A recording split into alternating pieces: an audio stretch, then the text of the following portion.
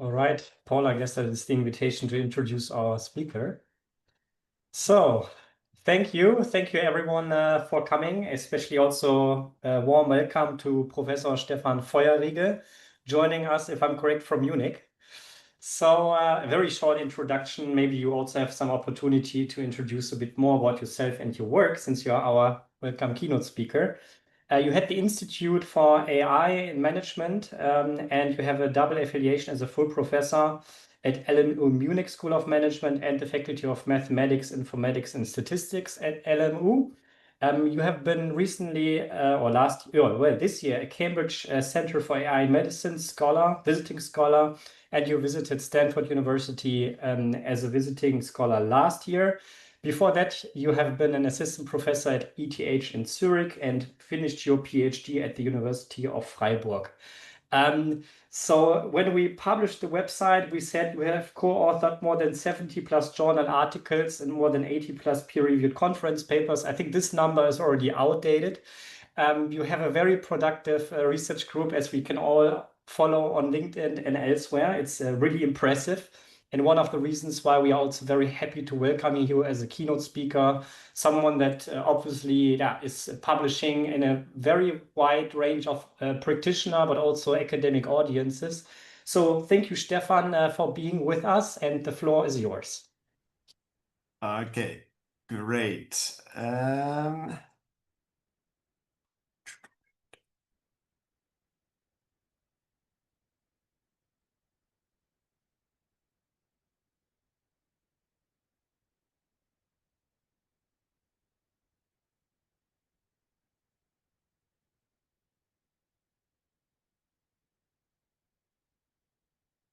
So, first of all, welcome, or how we say in Bavaria, Servus. I would like to talk about applications and methods, and especially the tension that is just between the two. Because what we, or in our group working with practitioners, often see is that causal machine learning, while at this one side very versatile and flexible, is still often not ready for many different applications. And very often when we encounter an application, we also encounter that we need actually to develop a new method that is better suited for this setting. So what I will be talking about is, especially, I will start with applications. This is going to cover the first half of my talk. And then in the second part, I will move to methods, and I will also try to link why some applications will need new methods in order to solve and in order to improve decision making. This would not be possible with my team. A big thank you goes to all of them. They have been doing tremendous work really to pushing the boundaries, and I'm in a very lucky and humble position to present today their work. But to start with, let me tell you really why I believe that causal machine learning is necessary. And as a starting point, think of like this nice Bavarian lake that you see here on the right-hand side. And I know it's hot, it's winter, but you want to predict maybe drowning. And you built this fantastic new AI system that is now supposed to predict drowning based on sunscreen use. Sunscreen is an easy variable. You can simply measure how many people have it. Maybe you have somebody who's taking a survey or something. You watch people. So I think it's a good predictor. But immediately when you do this, you should recognize this doesn't really make sense. Because, well, if you have a Bavarian summer, that it's going to be very hot and warm. It's going to drive your sunscreen use, but it also at the same time drives your drowning. So with this confounding variable, we immediately see that correlation is not causation, and that this motivates to develop methods that actually take a causal perspective in order to make more reliable inferences and decision making. So when I talk today about causal machine learning, I will talk a lot about not causal representation learning, but actually about treatment effect estimation. And my main point in this talk is to convince you that for many decision-making tasks, we need actually causal methods to make reliable decisions. But of course, this is not always needed necessarily. I mean, in many cases where you have, or where you're developing warning systems, maybe in medicine, you might actually use a certain variable like sunscreen as a predictor because it's easily available. That can happen, for example, in the car. We built some systems where we wanted to predict critical health states.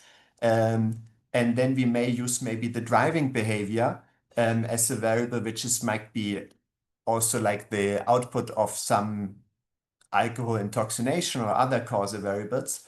But still, this variable is easy to collect, and as a result, it's a good warning system. But whenever you want to do some predictions or some decisions that really inform your decision making, and when you want to choose and reason about different treatment options, I strongly believe that off-the-shelf AI is not really suitable to this because it will typically lead to biased estimates of treatment effects and thus will also lead to wrong interventions down the road. And I guess that's why what most of you are familiar with here, but let me summarize it nevertheless. This is exactly what the difference between traditional machine learning and causal machine learning. Traditional machine learning, and here you see it expressed in Pearl's ladder of causation, is simply an associative task. We model the probability of y given x to predict what is or how is something related or associated with another variable. Whereas in causal machine learning, we're interested in what would happen if we intervene on this variable. And this is a fundamental difference, which is expressed here by this little do operator that tells us like, okay, what would happen if we do X, Y, Z? And I think based on my experience, this is sometimes very surprisingly challenging to express to practitioners and to tell them about the strength and the limitations. So especially given that we have a broad community also of practitioners here, is that I feel like we need to really tone down what causal machine learning is, and sometimes also the wording of causal machine learning doesn't help us. And many mistake that causal machine learning is this magic silver bullet. You throw in your data, and out of a surprise, you get you only learn causal relationships, and everything is causal. This is not really the case. I think we need to be very more transparent that in causal machine learning, we are often entering our causal assumptions as input, but based on these assumptions, we then can make valid causal inference. So often when you hear me talking to practitioners or when I want to say like when machine learning is very suitable, I refer to it as counterfactual prediction or what if modeling, when you want to predict what would happen if you do X, Y, Z. And if you think of this, this is actually what often management or companies is all about. You have two options, A or B. Which one do you take? And here managers don't want just one magic crystal ball that predicts the future. No, they actually want two. One if they take action A and one if they take action B. And this is sort of like the driving motivation for, I think, where very promising applications of causal machine learning are. And in my first part of the talk, I want to introduce you a couple of applications from our group, where I hope that they in some way give you some new insights to think about very promising examples that you may have not seen so far. I brought four of them. The probably easiest and the naive one is, of course, from healthcare. Because in healthcare, we very naturally want to predict outcomes of treatments, because this is what should drive our treatment decisions. But when you look in the literature, and there are a couple of like reviews out there, if you look into the officially regulated medical devices as regulated by the US FDA and other regulatory bodies, you will see that most of them are in fact related to risk scoring, warning, or diagnostics, and almost none of them is tasked for decision making, whether you use treatment option A or treatment option B.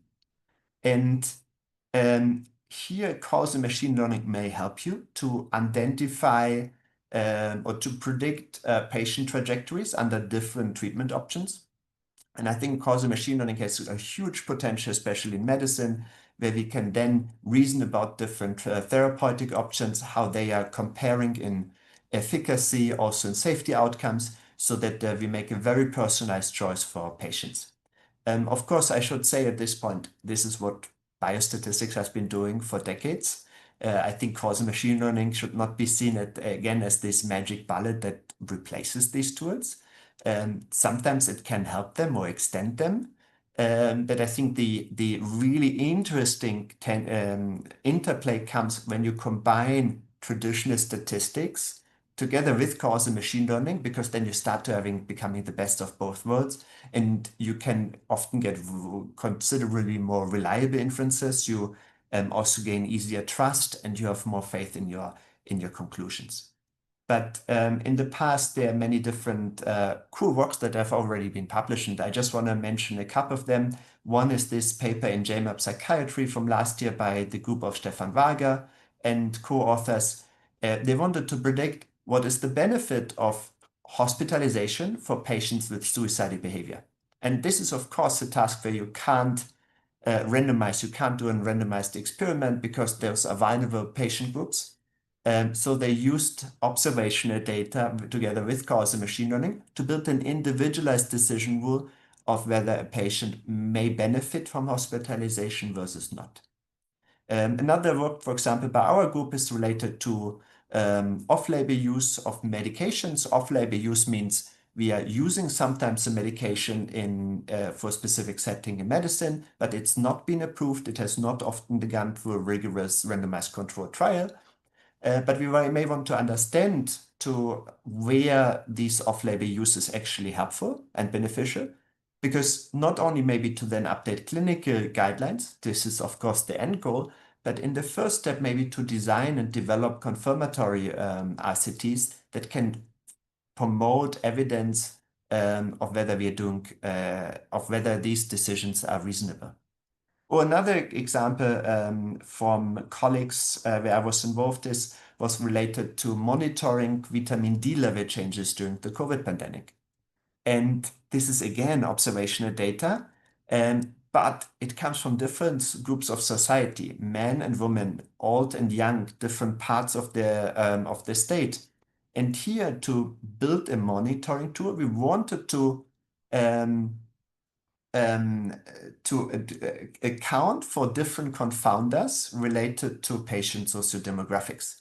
So we wanted to sort of like account for age, gender, the seasonality, so that because those are variables that policymaker can't change, they can't intervene on them, so that they get an understanding how different subgroups of society are doing in terms of vitamin D levels during the pandemic, and then can, once accounted for these different sociodemographic variables, then can monitor trends along the time.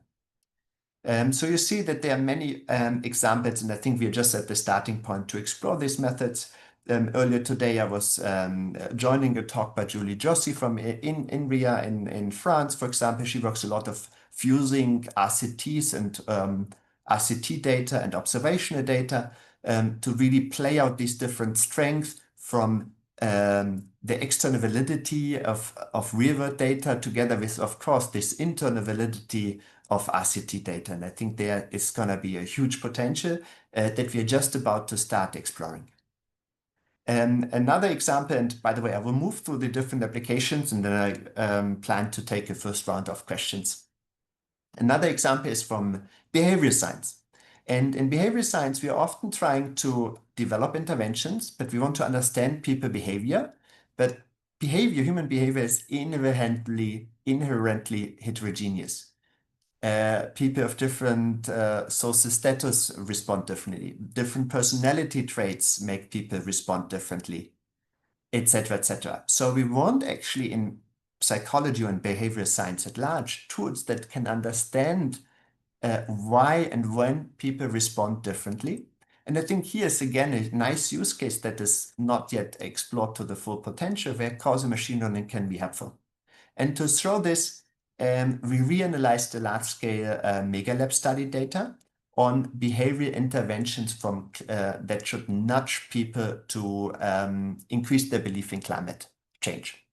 And these interventions were little like advertisements, little tasks. You had to write maybe a letter to your future children and so on, that ask you to think in different ways about climate change, and by that sort of also trigger different psychological mechanisms, like, for example, a negativity bias or something that climate change is very near and make it not sound abstract, but very concrete.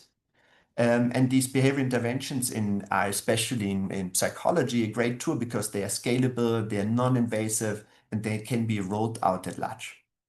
But when we go into the literature, we see that the existing literature says that these are often only marginally effective, in the sense that there is a positive effect, and in experiments with 50,000 participants or so, you find that it's statistically significant, but it's just barely above the null. So our assumption here is maybe that these interventions are effective, but we just have to find the right intervention for the right population, subpopulation. And that brings us to the idea to move beyond the average treatment effect that we often naturally estimate in randomized controlled trials, but by using methods from causal machine learning, like the causal forest, together with the experimental data, we can very naturally model also heterogeneity in the treatment effect and identify regions or subpopulations or even individuals that have an elevated or lower treatment response to a certain interventions. And then we can identify maybe even drivers. Maybe it's gender, age, social status, etc. And we can even then develop very personalized communication strategies that policymakers can use and deploy in specific settings. And here we reanalyzed a large-scale data set from a paper that was last year published in Science Advances.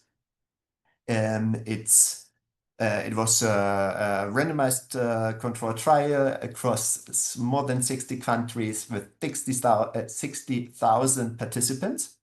And the outcome was climate change belief measured across 3 questions on the Likert scale from 0 to 100. And we used the standard causal forest. And what we get out is the following plot, and I walk you through this step by step. So you will see the intervention here, psychological distance. By the way, this is psychological distance by telling you climate change is very near, and this is the corresponding psychological mechanism. And we compare to control condition that does not receive this intervention. Then you see here this CATE on the x-axis, the conditional average treatment effect, across all individuals that received this intervention. You see it as a distribution. You will see that most of these individuals are on the right-hand side. So 80% actually have a benefit in terms of climate change belief from seeing and receiving this intervention, but also 20% do not have any benefits. And what you see here is this little bar. This is the average treatment effect. So you would say, like, on average, we may see like a 3 or 4 percentage point improvement. But if you take a bit of closer look, you would also say, well, it's actually effective for 80%, but it's also ineffective for 20%. And if you then look into the other interventions in this, you will find a very surprising behavior. This is the intervention I have just shown, but there are also other interventions. There are negative emotions, and you will see that this one is actually ineffective for 40%, but there are some individuals which have treatment effects, individual level treatment effects of 10 to 15 percentage points. Or there's social norms, which overall is based on the average treatment effect is ineffective, but you actually see that there's also a large center of individuals that do benefit, but we just have to identify them. And you can do then all of these fancy analysis. For example, you can see, like, maybe these interventions are differently effective in the global north and the global south. So we used these 60 or around about 60 data from these 60 countries. We split them into data from the global south versus global south. And so interestingly, you now see that all of these interventions that I have just shown have huge differences in which part of the world they are effective. But this is something that causal machine learning can very naturally model us and then provide us as input to then downstream optimization or inform policy decision making, etc., etc. And in this case, of course, policymakers may need a very different communication strategy for the global north versus for the global south. And last but not least, to validate our findings that we have here, and of course it's an RCT, we used the forest with a rigorous identification strategy, but we went one step further to develop a personalized decision rule, which we then externally validated on Google Ads. We had round about 700,000 individuals that have been seeing our ad, and we tried two different strategies. One is where we used the overall best intervention, where there's an individualized recommendation based on the causal forest, where we used two variables, age and gender. We didn't use, the original data set had more variables, but Google Ads, for privacy reasons, allows us only to use a couple of variables. But what we saw as a result is that these little ads that we now deployed in a personalized manner were highly more effective than the traditional overall best intervention, and we boosted the click-through rate here by around 30%, which is in marketing actually a pretty large treatment effect. A third example is when you go, for example, to development aid. And in development aid, I think we have a huge opportunity to make counterfactual prediction, but not only predicting how maybe certain indicators of the sustainable development goals, like for example, around climate change and climate action and climate mitigation, as currently discussed at the COP in Brazil, change, but we can now actually simulate or predict what would happen if we give more or less country to a certain country. And I think this allows us, or decision makers and policy makers, to understand maybe where are countries in need to have money, and especially under very scarce resources, they can see where policymakers can make the largest impact, given that they have limited budgets. Here we did an analysis based on the HIV/AIDS pandemic, which is still a major cause of death worldwide. And it's also one of the largest reasons why donors provide aid to poor countries. Then we tried to predict how HIV infection rates change in response to aid volumes. So we again give decision makers this cool what-if tool that they'll allow them to explore what would happen if I do X, Y, Z. We used the data set from the OECD, the creditor reporting system that we already used in a previous paper and had pre-classified by HIV relevance. And then we can now make predictions of what would happen if you increase or change the development aid budget in certain countries. And so here you see on the x-axis how the budget for a specific country in million US dollars, for example, in South Africa.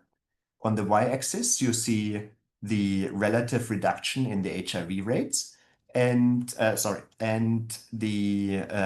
then decision makers have now a tool that they can use to reason about how they want maybe to spend money, where countries are in need, or countries can say, like, if you, dear donor, want us to reach this and this certain target, you would need to give us that and that money. And I hope it helps in resource allocation and go beyond subjective rules, but also make it a bit more empirical and data-driven and hopefully more comparable, transparent, and fair. And here we used a method that we tailored very specifically to this setting, high-dimensional covariates. So here's the Y, which is the SDG indicator, or in our case, the HIV/AIDS infection rate that we wanted to predict. A is the development aid volume that was dispersed for a specific country. X are our covariates that we control for, like GDP, population size, and so on. But we have naturally a problem that we have like almost a dozen or multiple dozens of covariates that we here want to control for, but we only have also a few dozen of countries.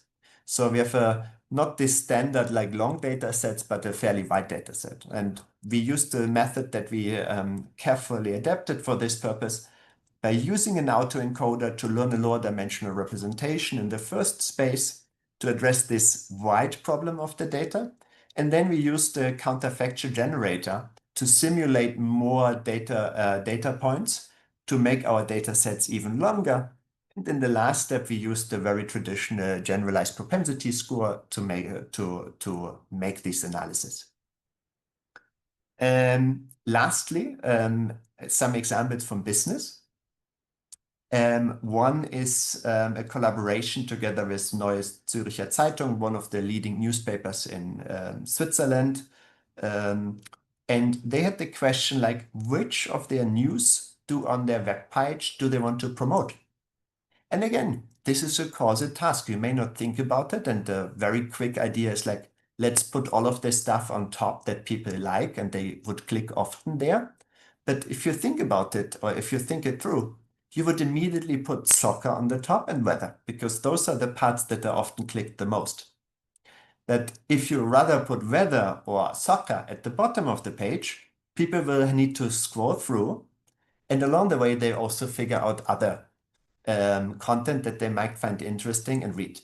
So I hope by giving you this example, I convinced you that this is a counterfactual prediction problem, and where we want to use causal machine learning to make this counterfactual prediction, but where we also at the same time control for different content characteristics and other covariates like time of day, the topic, length, the sentiment, who wrote it, online sharing behavior, etc., etc. And here we wanted, by the way, I should say that we, of course, many other companies do this with personalization, but here was this specific task to not use personalization because our partner company felt that this is a very important part of their product and of their strategy, and that they're having a website curated by their expert editors is what they see similar to like the New York Times as the core value proposition. So we received from the company many the data sets, large-scale longitudinal data sets, 4 weeks, a couple of hundred articles per hour, around 200, 250. It's a panel data set. We received all of the information that the editors also see. So you may already hear along the lines that I can't rule out confounding, but we ran many different descriptive and formal checks to show that the data is as good as rendered. And then we want to estimate the optimal policy. So we have this little y here. This is it's not the clicks, but the proprietary score of the company that balances clicks and other subscriptions and other indicators for a given content item and time. Input are our covariates that I just had on the previous slide. We often have some capacity constraint. And then we want to simply over the available set of articles that is available for a certain hour, we want to then optimize and pick those that should be promoted. Naturally, you would say like, okay, let's estimate it with the Kate model, and then you simply select those with the highest Kate until you reach the capacity constraint. So far, so simple, but it's not so simple because, for example, you actually have a high-dimensional covariates here where you need to take a bit of which you need to take into account. And actually, you may not want to simply optimize against the Kate, which is just a point estimate, but you also want to maybe consider a bit the confidence around or the uncertainty around the Kate. And for that reason, we combined in the end different policies where we also accounted for the risk around it by combining these Kate estimates together with like an upper confidence bound, so that we have a risk aware or risk seeking strategy and not only optimize against the point. We did some out of sample evaluations here, and what you see is that this Kate-based targeting strategy, similar to other works, by the way, like from Eva Scarsa at Harvard, is a very good and effective strategy. But the cool thing here is that we can really learn from experts and that we can give that we first of all can also see which strategy they have been following in the past, but we also can learn some new insight that we can pass on to experts. And in our case, for example, the experts or the editors were rarely promoting content from their editor-in-chief, but we found that this would actually be very helpful and drive clicks up. So with that in mind, I think now is a good time to take a couple of questions, and before I want to move on into the method section a bit.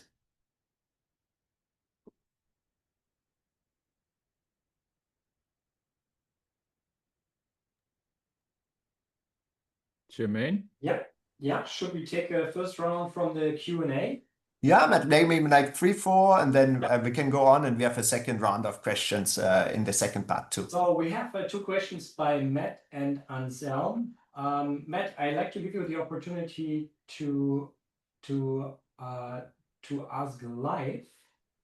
If not, Stefan, can you see like in the Q&A, the chat, this question is the argument here that an observed non-average ATE is suggestive of the meaningful heterogeneity?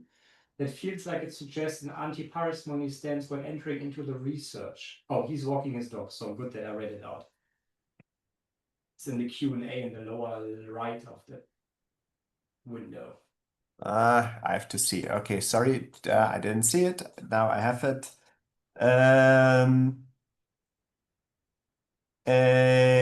For the analyzing the heterogeneity, indeed, it comes from an was the previous one, yeah. Yeah, indeed, it came from an experiment. It's a randomized experiment, so that made things way easier here, and I think that helped us a lot, to be honest. You're asking about how to deal with the propensity score. We used the causal forest here in this example.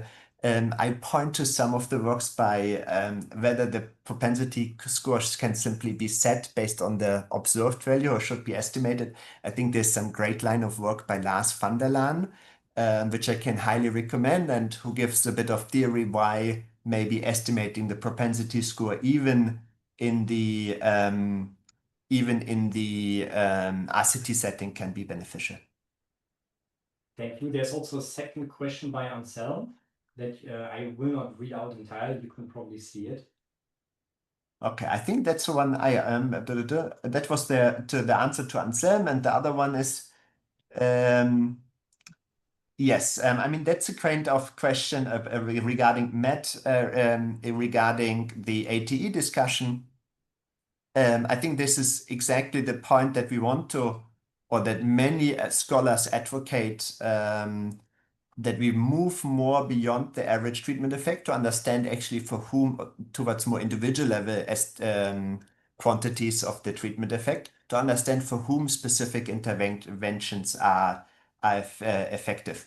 This is not my view. I think, well, it's my view, but others have been pushing this for already a couple of years. Especially like Elizabeth Tipton, for example, has some great articles in Nature Human Behavior and other journals where she really argues that we need this heterogeneity revolution in behavior science to really understand where and when if interventions are effective. So the natural way is really then to move beyond the average treatment effect and model the conditional average treatment effect.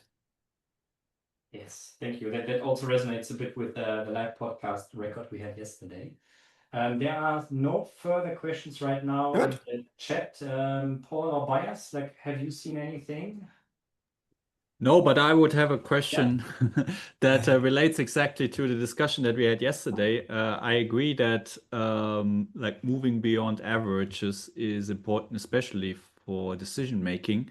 But then yesterday in the discussion, Stephen Sen had very good arguments, I think, sort of putting a bit of water into the wine, saying that, well, first of all, these studies are often severely underpowered, right, in an RCT setting, but also observational. And then I think, Stephen, I don't want to misquote him, but he said at one point that we as humans are sort of trained in seeing patterns, you know, where there sometimes are no patterns. So maybe since we talked about Kate so much, I would like to hear your perspective on this. Yes, and that's why I'm very shameless. I advertise our working paper here, which you find online. And in light of this criticism, we took two actions that I think are very crucial to address this concern. First, in our case, or three actions. First, we use data from an RCT, so that addresses many of these identification problems that we might have otherwise, at least in the first step, to have very rigorous evidence. Second, we use data from a mega lab study with almost 60,000 participants across close to 10 interventions. But still, I would argue that it gives us a large power compared maybe to other settings. And I hope that because we wanted to demonstrate the effectiveness in a very challenging setting, and we hope that we, coming from a method perspective, picked one which allows us to show actually the advantages. But I'm also transparent that sometimes in smaller data settings, it doesn't work as equally good as we are. And for us, it was very important that we move beyond this, we just find pattern, but we externally validated them in this additional step. And that was something when we did this research project, we started straight from the beginning. It was very important to us that we go this extra step, not just trying to find patterns, but to externally validate them. And I think this could be, or hopefully inspires others in behavior science to do this also in follow-up studies. Or maybe follow these ideas and to understand heterogeneity in human behavior. Thank you. If there are no further questions, I see no raised hands or questions right now, then we can move on. So, in the second part, I want to be a bit like discuss where we are and where I see open challenges. And I will go a bit into 4 different angles. One is about flexibility, because I think efficiency, robustness, and around decision making. In terms of flexibility, I think we have already developed very strong estimators, often also very robust, like the causal forest, that we can apply for different settings. But often settings in practice are not always tabular data set or not as standard as they are. So I think many of the research that you would naturally see at NeurIPS or ICML is really concerned with how can we increase the flexibility to handle more non-standardized setting. In one of the works from our group, for example, we developed a flexible diffusion model for learning potential outcomes. And here the idea is that we use the diffusion model, which is a generative model, which combines many advantages to have one sort of like model that is pretty good at different tasks. So we use a loss that makes it orthogonal. It's designed for predicting potential outcomes or the distribution of potential outcomes. But in the experiments, we found that it's surprisingly strong also in K-t estimation. Diffusion models is similar to like a generative adversarial network that most of you will most likely know. It's also a generative model, but one which is often very robust and gives us additionally rigorous uncertainty quantification. So here on the right-hand side, you, for example, see a prediction of the potential outcome, but where we not only have a point estimation, but we actually learn the distribution of the potential outcome. And this diffPO method is very readily extendable. We have also seen extensions already to multiple outcomes, and a couple of other papers that I've seen at NeurIPS coming out for slightly different settings.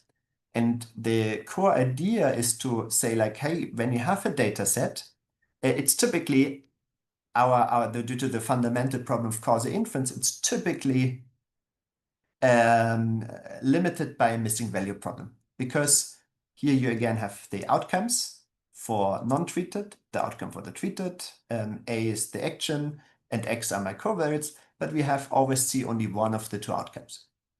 But our idea in this diffPO proposal is, that's inspired by the Gennite paper from the Van der Schaal group, is to frame this as a missing value problem. And let's simply use this diffPO model to fill in these missing values. But the cool idea is that we do 2 additional tricks. One is that we use causal masking, because the diffPO model, of course, it doesn't know which variable it's observed or not observed. So we use this causal mask to tell the diffusion model which of these variables is observed or is missing, so that it uses the right, fills in the right type of data. And then we combine it with an orthogonal diffusion loss, which is orthogonal and has many of these beneficial properties. And that is, for example, one method where we have a feeling that it's one little step to making methods a bit more flexible.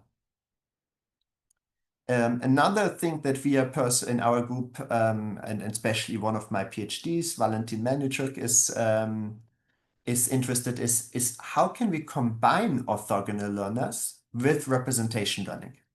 Because we have actually both are different streams, but they have inherent advantages. Representation learning is this like nice end-to-end learning. It does typically our feature engineering, etc., but it lacks this cool asymptotic optimality properties that orthogonal learners have. So somehow we want to marry them. But one of the first problem is that you learn in representation learning for causal inferences, it's not that easy. Because when you use representation learning, you have your original features, you map them on a lower dimensional representation, but by doing so, you often lose some of this, some important information that might be a confounding variable. So you don't really control for your original confounding variable, but only for a subpart of it, which leads to some confounding bias. So I think we need to realize that using representation learning in a starting point is sometimes also exactly what we don't want, especially in economics and other fields, where this may lead or increases confounding. So we did a couple of experiments together with theory to understand when we can do this and when it helps. So one of the questions that we ask is, when do representations help orthogonal learners? And we offer some theory related to a low-dimensional manifold hypothesis when this is the case. We also develop or propose a principled framework, which we call the OR learner, where we combine in the first step a representation learning approach together with orthogonal learning to then combine both of these steps in a principled way. Then we also look into balancing. Balancing is often used in representation learning to say, like, well, can we maybe make the representations of the treated group and the representation of the untreated group look alike? And what we find out is that balancing actually often doesn't help. We see it often in method papers that it's used, but we actually show that it doesn't really help unless you have very specific assumptions. But I think those are very rare to make. So we typically would say like balancing is something we should not use in the first step. Then in terms of settings, and I picked one that I wanted to discuss here is, for example, time series setting, because it's just so friendly. In a time series setting, we observe our outcomes from a history. So here you see the time axis on the X. We see our actions, our outcomes that we observe, but at some point we start making interventions and we want to predict the sequence of outcomes under a sequence of interventions. And this time series task is so inherently challenging that that also we in our group initially didn't realize straight away, and we're still trying to figure out things in this along this path, because you have so many challenges. You have discrete settings when you make assumed time steps in discrete settings. There are a couple of very few papers also from our group that work in continuous time, but then you have a problem about overlap. Because, you know, when you do a sequence of treatments, the more you do, the longer this treatment becomes, the lower the overlap naturally becomes, because the less likely is that you have actually observed a certain treatment sequence in the first place. So this is another problem. And the third one is time varying confounding, and that I brought a slide that I just show you here in the next one. So what you see is here, is we have our historical data as input. This is the variable we want to estimate. Here's our sequence of interventions for which we want to now predict the outcomes. But what you see is this path that goes from this treatment to a confounding variable and then in the next time step back. And this is time variant confounding that makes this time series setting so tremendously challenging. And in order to address time variant confounding, we need a very principled way to account or to adjust for a very principled adjustment strategy. And just as a case in point, you find all of these learners that have been published in the past years. So you see model-based learners here, meta learners. You find a nice overview in one of our papers here at iClear. And you see that these works can be first grouped by different adjustment strategies that are from stats or biostatistics, like G-computation, marginal structural networks, etc., etc. And then have inherent advantages when to use what. And when you go into these meta-learners, you will find that certain meta-learners are actually just neural instantiation of methods that we have developed under model-based learners. So I brought this in an intention to overwhelm people, but actually to show how complex it is, or to see like how many possibilities or still how much research we need to map the field and to understand where things works and where they doesn't work. And the same happens in many other settings, for example, that are complex, like when you have spillover effects, when you have constrained machine learning models like interpretability, privacy, when you do a data fusion for multiple environments, or when you have a different diff setting. There was, for example, this cool paper recently by the group from Vasilis Tsoukanis that does the conditional average treatment effect on the treated in this setting. But this is just one of the first papers that tries to bring causal machine learning to the different diff setting. And I think we're just starting here to develop methods that are very flexible. In terms of efficiency, we have seen already a great talk just round about an hour before about causal PFN as a foundation model.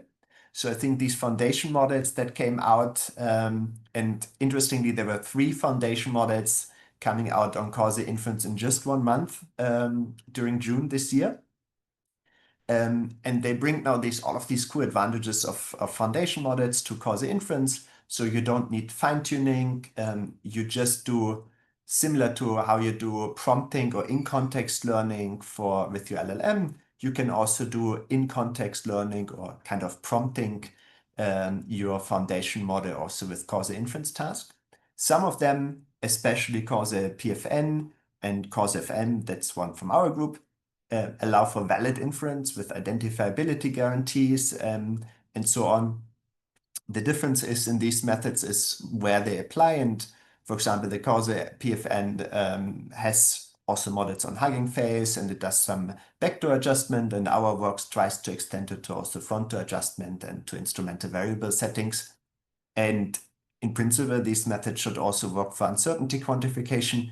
And I'm saying in principle, but I think we need to look really how good this works, how well this works. So there's going to be a lot of research ahead of us to bring these methods actually into practice, because they could be a huge game changer, especially in practice. Then we have the violations and the assumptions that make things challenging. And one problem that I see often in industry or medicine is the problem of low overlap. So low overlap means that the extent to which patients with similar covariates receive different treatment. And we typically measure it by the propensity score. So the propensity score of receiving treatment given X should be not close to 0 or should not be close to 1. But if it is, we have an overlap problem. And many of these standard approaches have limitations. Normally, we would do some propensity scores clipping or so, but we would lose information. In one of our working papers, we present an overlap adaptive learner. So kind of like dropout that you would normally use for neural networks. We bring dropout to your meta learner in order to regularize for these regions to make it adaptive to low overlap settings. And to show this, I have a slide. I brought an example, and I walk you through this step by step. So here on the left side, you see our first step of a meta learner where you do estimate your nuisance parameters, and in the second one, you estimate your pseudo outcome. So on the left-hand side, you see in black this oracle potential outcome shown. So it's an oracle outcome is a curvy line, but we simulated this specific setting so that the treatment effect is 0. So that's why you see there is no 0 treatment effect, but still a challenging setting.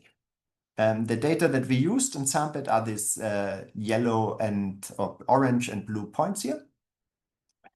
And then what you see is, oh, this yellow region is actually where we have low overlap because we only observed the yellow points and not the black points.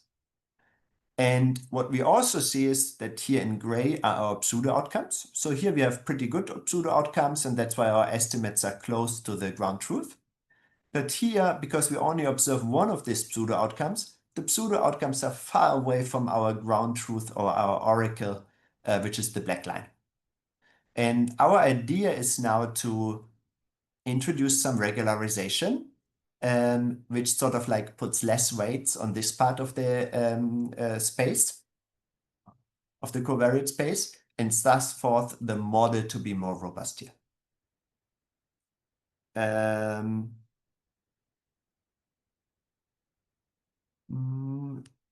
I think I bring this one last example, and I think then I think well, another example is to wrap up a bit is when we focus on unobserved confounding. Of course, a huge problem, especially in practice and for companies that can't run experiments. But one of the cool methods or solutions that we see here is partial identification. So we relax simply this assumption of unobserved confounding. And as a result, we no longer get areas, no longer get like a point curve of the Kate, but we get bounds on the Kate where with under reasonable assumptions, our true Kate should be located. And if these bounds are maybe above 0, we can say like, hey, maybe we can still make a decision by saying that this intervention or this treatment is more effective than that. And here, Dennis, a PhD from our group, has developed a tremendous, or did a tremendous work by trying to map through all of these causal sensitivity analysis method that can be used here, try to combine them in a very univized framework. And what you then can do is you can apply it to real-world data and sort of try to account for unobserved confounding. Remember, I brought this development aid example in the beginning, but here, this is a natural setting where we will never observe all confounders. It's real-world data, countries are so different, so we always have unobserved confounding. So we apply this partial identification approach, and as a result, we get little bounds around it, and we can say that maybe more money or more aid will also lead to a certain corridor of different reductions in the HIV rates. And it needs specialized new methods because development aid is a continuous variable, and that's why existing methods for causal sensitivity analysis were not applicable in this specific setting.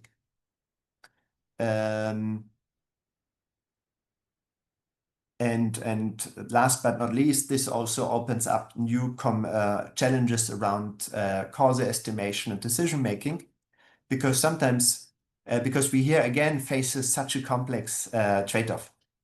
Kate, because we typically have two attention. At one point, we use the Kate models because we want interpretability, especially in medicine. We want to understand why certain medications are more effective for one patient than for the others. But at the same time, we also care about our downstream decision-making performance. And the best model for one is not necessarily the best model for two. So in one of our papers that we will present this year at NeurIPS, we try to balance the two things. We want to balance the Kate error with the decision-making error to get kind of the best of both worlds. And what this happens, let me show here. So you see your data x-axis and y-axis.